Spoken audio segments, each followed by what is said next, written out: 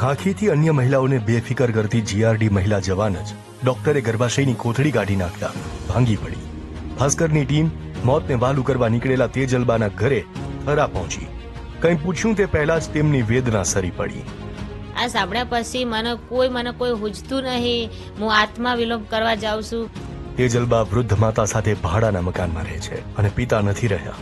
તેમને દુખાવાની સમસ્યા પહેલાથી હતી, પરંતુ 16 ઓક્ટોબરે અસહ્ય દુખાવો ઉપડ્યો અને તે પાટણની આધાર હોસ્પિટલના MD gynaec doctor Kalpesh Vadher પાસે ગયા.